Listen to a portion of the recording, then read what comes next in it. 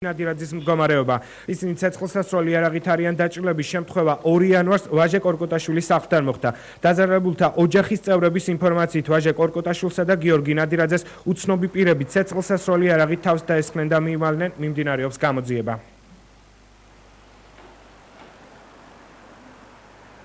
სროლის ხმა ღამის იჩუმეში ყველამ გავიგეთ, მაგრამ იარაღი თუ იყო ვერ წარმოვიდგინე, იმიტომ რომ იმდენად მიყოლებული სროლა იყო, რომ ვიფიქრეთ აი ხლოპუშკებს რო ისვრიან ბავშვები უდრო-დროს გასროლა მეგონა. მეგობარის დაჭრას ომებია. ორნი იყვნენ კი და სასწრაფომ ჯერ ერთი წაიყვანა, მერე მეორე. დილით მომხდარა გამთენიას. რომ დაუჭრეთ ეს ბავშვი აგერ მეზობლის. ნამდვილად არ ვიცით რა მოხდა, უბრალოდ ვიცით რომ თავდასხმა იყო ვაჟიკოზე და დანარჩენი არაფერი. ან ვინდა ეს ხასახლი? არა, არაფერი ჯერჯერობით არ არის ცნობილი, რამდენად ვიცი. სად არის გადაყვანილი ხო? სამონტყოფოში არის და მიხაილოვშია მგონი. მასრა ერთი დამომთავრდა, მეორე მასრა შედო და ორივე მასრა დააცალა ბიჭებს. ერთმანეთში იჩხუბესო აკეთებს ტელევიზორს. რა ერთმანეთში იჩხუბეს კი რა ვიღაცა დაუფიქსირები აფთიაკია ზევით იქ ვიდეო რაღაცას რომ ვიღაცა მასკიანი ჩაჯდა მანქანაში და უნორო მანქანით წავიდა. საკანონმდებლო მაცნეს ნორმატიულ აქტში რედაქციული ცვლილებების შეტანის უფლება მიეცა. შესაბამისი ცვლილება ნორმატიული აქტების აღრიცხვის, სისტემატიზაციისა და გამოქვეყნების წესის დამტკიცების თაობაზე საქართველოს იუსტიციის მინისტრის ბრძანებით შევიდა.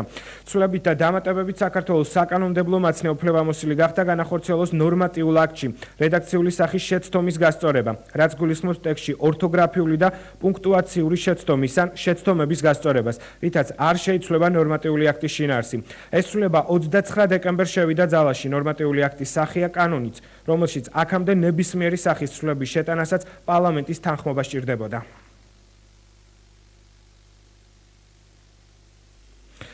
პოლიტიკური პარტიების დაფინანსების საკითხი დღეიდან გამჭვირვალე ხდება. შესაბამისი უწყება ფინანსური მონიტორინგის განხორციელებას იწყებს. საქართველოს კონტროლის პალატამ ეროვნულ ბანკთან მემორანდუმი გააფორმა. კონტროლის პალატის თავმჯდომარე ლევან ბეჟაშვილი და ეროვნული ბანკის პრეზიდენტი გიორგი ქადაგიძე დღეს ერთობლივად აღნიშნავდნენ, რომ აღნიშნული პროექტი საკმაოდ მნიშვნელოვანია და ხელი მოაწერეს დოკუმენტს, რომელიც ძალაში დღეიდან შევიდა. მოქალაქე და პოლიტიკური გაერთიანების შესახებ კანონში პარტიების დაფინანსების თაობაზე შესული ცვლილებების მიხედვით კონტროლის პალატას პოლიტიკური გაერთიანებების ფინანსური გამჭვირვალობის მონიტორინგი დაევალა. სწორედ ამ საქმიანობის ეფექტურობის მიზნით ის ეროვნულ ბანკთან ითანამშრომლებს, მოხდება ინფორმაციის გამჭვირვალობა, გაცვლა და პოლიტიკური კორუფციის აღმოფხვრა. ძალიან მნიშვნელოვანი ცვლილებები შევიდა მოქალაქე და პოლიტიკური გაერთიანების შესახებ კანონში. ამ კანონის მიხედვით ახალი ფუნქცია მიენიჭა კონტროლის პალატას, რომელიც ითვალისწინებს პოლიტიკური პარტიების დაფინანსების და მონიტორინგის უზრუნველყოფას.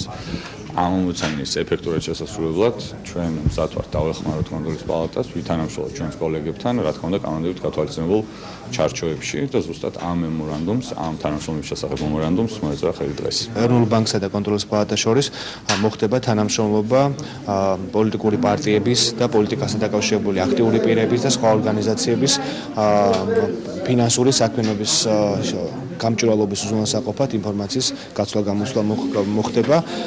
ამ პროცესის დაწყებით კონტროლის პალატას ექნება მიზანი, რომ მოახდინოს პოლიტიკური პარტიების ფინანსური საქმიანობის გამჭვირვალობა, რაც კანონით გათვალისწინებული მანდატი არის, უზრუნველყოს და აღკვეთოს პოლიტიკური კორუფციის ფაქტები და ასე თქვა შეასრულოს კანონით გათვალისწინებული სხვა მიზნები. მაესტროს გენერალური დირექტორი ილია კიკაბიძე ამ წუთებში პოლიციის შენობაში იმყოფება და ტელევიზიის კუთვნილი აპარატურის ეგრეთ წოდებულ ფლაივეის ადგილმდებარეობის შესახებ ინფორმაციას ითხოვს. ილია კიკაბიძის განცხადებით, ასევე საუბარია შპს მაესტროს ნუცუბიძის ქუჩის 93 ნომერში მდებარე შენობის მეპატრონესთან გაფორმებული ხელშეკრულების ვადის გასვლაზე. როგორც მაესტროს გენერალური დირექტორი აცხადებს, ახალი კონტრაქტი შენობის მფლობელმა შპს ქართულ რადიოსთან გააფორმა. კიკაბიძე შენობის დაცლასა და იქ ახალი დამქირავებლის შესვლას პოლიციის დახმარებით მოითხოვს.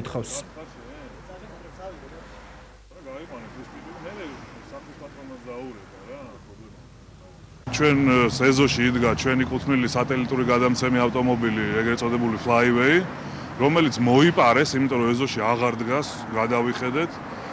არ დაემორჩინენ პოლიციას და საერთოდ ძალიან ისე იქცევიან, გვაინტერესებს ვინ არის ეს ჯგუფი, რომელსაც პოლიცია არაფერს არ ეუბნება. და რასაც უნდა იმას აკეთებენ. შინაგან საქმეთა სამინისტროს მინდა ვთხოვო, რომ გვაჩვენონ ჩვენი Flyway რა მდგომარეობაშია იგი. უცბის 93-ში დებარე ოფისში მაესტროს გაუვიდა კონტრაქტის ვადა და იქ სხვა კომპანია უნდა შევიდეს. მან იქირავა ეს სახლი. აი ამის რეაგირებასაც ვთხოვთ პოლიციას და ამაზეც საერთოდ არაფერს არ გვეუბნებიან.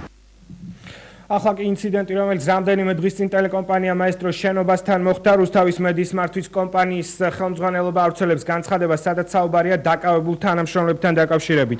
1 იანვარს შეპესე რუსთავის მედიის მართვის კომპანიის თანამშრომლები მიხეილ ზედგენიძე და ვალერი გიკაშვილი კომპანიის მითითებით კომპანიის ავტოსატრანსპორტო საშუალებით გადაადგილდებოდნენ, რა დროსაც მათ 2 ავტომანქანით თავს დაესხნენ და უცნობი პირები დაუპირისპირდნენ. ამ ავტომანქანებს პოლიციის ამოსაცნობი ნიშნები არ გააჩნდათ, თავდამსხმელებს კი პირადობის მოწმობები არ ჰქონდათ. მათ კომპანიის ავტომანქანა გააჩერეს და მართვის კომპანიის თანამშრომლებზე ფიზიკური და ფსიქოლოგიური ძალადობა განახორციელეს. რის შემდეგაც ისინი სასაფლაოს მიმდებარე ტერიტორიაზე გადაიყვანეს და მათზე ფიზიკური ძალადობა იქნა მიყენებული. კომპანიის ინფორმაციით მისი თანამშრომლები წინასწარი დაკავების საკანში იმყოფებიან. დაკავების შესახებ კი კომპანიისთვის არავის უცნობებია, რათა ადვოკატების დროული ჩართვით დაკავებულთათვის მომხდარიყო მათი ინტერესების დაცვა სამართლებრივი მეთოდებით. ნათქვამია რუსთავის მედიის მართვის კომპანიაში. აქვე შეგახსნებთ, რომ შინაგან საქმეთა სამინისტრომ გუშინ გაავრცელა განცხადება, რომლის მიხედვითაც სამართალდამცველებმა 1 იანვარს ნუცუბიძის ქუჩის 93-ში მდებარე ტელეკომპანია მაესტროს ეზოდან ავტომანქანის მეშვეობით სხვადასხვა ნივთების გატანის ფაქტი შენიშნეს. როგორც შინაგან საქმეთა სამინისტროს განცხადებაში აღნიშნული, პოლიციის თანამშრომლებმა იმ მოტივით შეიცავდა თუ არა აღნიშნული ქმედება დანაშაულის ნიშნებს, ავტომანქანის გაჩერება და გადამოწმება სცადეს, თუმცა ავტომანქანის მძღოლი სამართალდამცველების მოთხოვნას არ დაემორჩილა და გაქცევის მიზნით პოლიციის ავტომანქანას დაეჯახა. პოლიციამ აღნიშნული ავტომანქანა დააკავა მომხდარზე თბილისის მთავარ სამმართველოში. აღძრულია სისხლის სამართლის საქმე.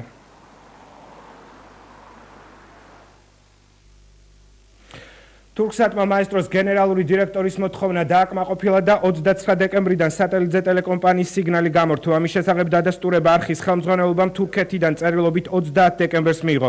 მოლაპარაკებები მაესტროსა და თურქსატ შორის დაახლოებით 1 თვის განმავლობაში მიმდინარეობდა. პარალელურად ტელეკომპანიის გენერალურმა დირექტორმა იმავე მოთხოვნით ეროვნულ მარეგულირებელ კომისიასაც მიმართა, თუმცა უწყებამ სატელიტზე მიმდებარე სიგნალი უკანონოდ არ ცნოდა მთელი 1 თვის განმავლობაში.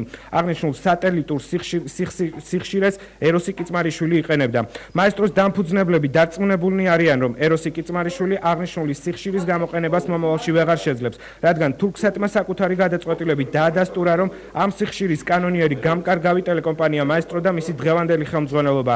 აღნიშნულ საკითხთან დაკავშირებით ჩვენ რუსთავის მედიის მართვის ხელმძღვანელს ეროსი კიწმარიშვილსაც დაუკავშირდით, თუმცა მან მაესტროს სატელეფონო ზარებს არ უპასუხა. ჩვენი ნებართვის გარეშე სატელიტური მაუწყებლობა ჩართული არ იქნება, შესაბამისად ის კიდევ ერთი დიდი სიცრუე, რომელსაც ავრცელებდა ეროსი კიწმარიშვილი, რომ ის გააკეთებდა რაღაც ტელეკომპანიას, აბსოლუტურად გამორიცხულია. მე აგერ ხელში მიჭირავს ოფიციალური დოკუმენტი თურქსატიდან, რომელთაც ისინი აღიარებენ, რომ სატელიტზე მაუწყებლობის უფლება აქვს მხოლოდ მაესტროს და მის გენერალურ დირექტორს ილია კიკაბიძეს. და კიდევ ერთი ინფორმაცია, რომელიც ასევე ახალი ამბების არხს უკავშირდება, ტელეკომპანია მაესტროს ადვოკატმა დაგვიანებით მიიღო 29 ნოემბერს პოლიციის მიერ შედგენილი ოქმი, რომელიც 2011 წლის 30 ნოემბერს იქნა შედგენილი მაესტროს შენობაში ეროსი კიწმარიშვილის შესვლის შემდეგ. ამავე ოქმის მიხედვით ირკვევა, რომ არხის ერთ-ერთ დამფუძნებელს, რომელიც ინციდენტის დროს ტელევიზიის შენობაში იმყოფებოდა, ოქმზე ხელი არ აქვს მოწერილი. ეროსი კიწმარიშვილს კი თავის დროზე ჩიკვაიძის დანდასწრებით შედგენილი ოქმი იმის დასტურად ჰქონდა გამოყენებული, რომ თითქოს მას შენობის ტერიტორიაზე შესვლის უფლება კანონიერად ჰქონდა მინიჭებული. ჩემი შემოსვლის სტატუსზე ქალბატონო ანა, მინდა დაგამშვიდოთ, შეგიძლიათ ამოიღოთ პოლიციის ოქმი, რომელიც შედგენილია ბატონ ლევან ჩიკვაიძის დამფუძნებლის თანდასწრებით, რომელზეც ხშირად აპელირებთ, მე უკანონოდ შემოვიჭერი. იქ არის თეთრით, უბრალოდ შავით თეთრზე დაწერილი ის, რაც არის დაწერილი. ანუ რა სტატუსი, კონკრეტული სტატუსი, მართვის კომპანიის სახელით შემოვედი მე მართვის კომპანიის ინტერესების განსახორციელებად მის მართვის ქვეშ ყოფ კომპანიაში. დოკუმენტზე რატომ არ აწერენ ხელს? იმიტომ რომ არ ეთანხმებიან იქ ჩაწერილ საკითხებს, ხომ? მე ასე ზუსტად ასე უთხარი პოლიციას, რომ ეროსი კიწმარიშვილს აქვს აქ ყოფნის უფლება მხოლოდ იმ შემთხვევაში, როცა იქ იმყოფება გენერალური დირექტორი და მას ნებართვა აქვს გაცემული ეროსი კიწმარიშვილის ან ნებისმიერი სხვის შემოსვლაზე შენობაში. რადგან იქ არ იმყოფებოდა ილია კიკაბიძე, ჩვენი დირექტორი და მას არ ჰქონდა ნებართვა გაცემული, შესაბამისად ეროსი კიწმარიშვილსაც არ ჰქონდა იქ ყოფნის უფლება. მით უმეტეს მის თანხმლებ პირებს, რომელსაც დოკუმენტიც კი არ წარმოუდგენიათ, ვინ იყვნენ და საერთოდ რა ესაქმებოდათ იქ. მაესტრო საკითხს ჩვენ საღამოს 9 საათზეც დაუბრუნდებით და ახალ ინფორმაციას მოგაწვდით. ახლა კი დღის სხვა მთავარი თემები. თბილისში რუსთაველის გამზირზე მდებარე იუსტიციის სამინისტროს ყოფილი შენობა აუქციონზე გაიყიდება. ეკონომიკის სამინისტროს ინფორმაციით რუსთაველის გამზირის 30-ში მდებარე შენობა ნაგებობა და მიწის ნაკვეთები 500,000 ლარად იყიდება.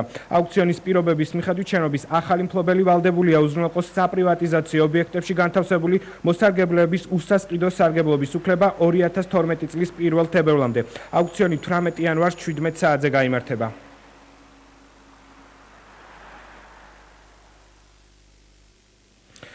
ახალი სამსახურის 112-ის მომსახურება ფასიანი ხდება. საქართველოს შინაგან საქმეთა სამინისტროს საჯარო სამართლის იურიდიული პირის 112-ის მომსახურების საფასურის მისი განაკვეთისა და გადახდის წესი მთავრობამ უკვე დაამტკიცა. ზარი ნებისმიერი ადგილიდან და ნებისმიერი აბონენტისთვის ფასიანი იქნება და ფიზიკური პირისთვის 20 თეთრით, იურიდიული პირისთვის ორგანიზაციისა და დაწესებულებისათვის კი 50 თეთრით განისაზღვრება. 112-ით მომსახურების საფასურის გადახდისგან გათავისუფლებიან სოციალურად დაუცველი ოჯახის წევრები, რეგისტრირებული რომელთა სარეგისტრაციო ქულა 70,000 არ აღემატება. 112-ის საქმიანობის სფერო საგანგებო სიტუაციებსა და გადაუდებელი დახმარების აუცილებლობის შემთხვევებს მოიცავს. მოქალაქეებს შეუძლიათ ნებისმიერი საგანგებო სიტუაციისას ტელეფონზე აკრიბონ 112 და ნებისმიერ საგანგებო სიტუაციაზე რეაგირება მოითხოვონ.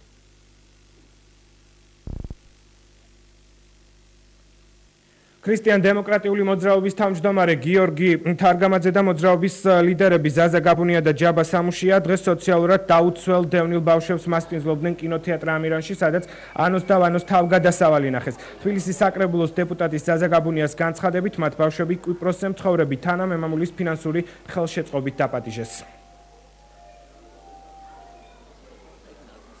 ამ საახალწლო განწყობას ვიქმნით ერთად სოციალურად დაუცველი და დევნილთა ოჯახების ბავშვებთან ერთად და სურვილები ბევრი გვაქვს მათთვის, მაგრამ პირველ რიგში ვისურვებდი იმას, რომ ის დადებითი გმირები და დადებითი ემოცია, რომელთაც სავსე, ეს მართლაც ძალიან კარგი ქართული ზღაპარი მთელი წლის განმავლობაში ამ ბავშვებს და მათ ოჯახებს გაყოლოდეთ ბოლომდე. ჩვენ ვართ ძალიან გახარებულები, იმიტომ ჩვენთან ერთად დღეს არიან 25 ის პატარა, რომელთაც ძალიან მნიშვნელოვანია შოუბა ახალი წლის ზეიმი და ძალიან მნიშვნელოვანია ქართული ფილმი და ზღაპარი. ასე რომ კიდევ ერთხელ მინდა მივულოცოთ თქვენი საშუალებით მთელ მათგანს ქრისტეშობის დღესასწაული და ახალი წელი. ძალიან მადლობერი ვარ ქრისტიან-დემოკრატების, რომ დღეს აქ მოვედი და დარწმუნებული ვარ, რომ ეს ფილმი ეს კინოს ძალიან საინტერესო იქნება.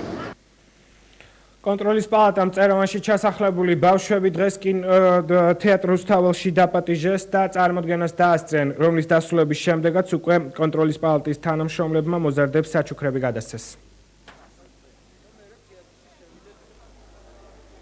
ტრადიციულად კონტროლის პალატა საშობაო საქველმოქმედო აქციით ცდილობს სადღესასწაულო განწყობა შეუქმნას ბავშვებს. რუსთაველის თეატრში გაიმართა სპექტაკლი საშობაო ზღაპარი, რომელსაც დაესწრნენ კონტროლის პალატის თანამშრომლების შვილები და რაც მთავარია, მოწვეულები იყვნენ ახალგორის დევნილი ბავშვთა სახლის აღსაზრდელები. დიდი მადლობელი ვარ სპექტაკლისთვისაც და საჩუქრებისთვისაც. ძალიან მიხარია, რომ ასე გვაქცევთ ყურადღებას. ძალიან ხშირად დავდივართ ღონისძიებებზე, თეატრალურ წარმოდგენებზე. განსაკუთრებული იყო ამ ხალხის ეს თეატრალური წარმოდგენა, რომელსაც ჩვენ გამოგვიწვიეს. ასევე ძალიან მომეწონა საჩუქრები.